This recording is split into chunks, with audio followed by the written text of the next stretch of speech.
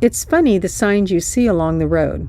Yes, fiber does keep you moving, but what does that have to do with the internet?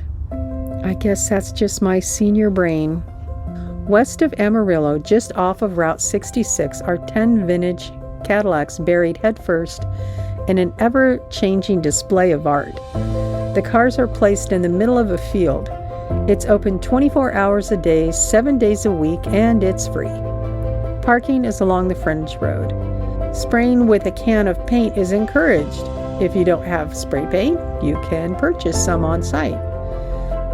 We notice that the entrance to the site is covered in locks as well.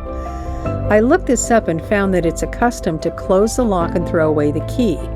This symbolizes a love that couldn't be broken, giving them the name love locks. Apparently these are all over the world.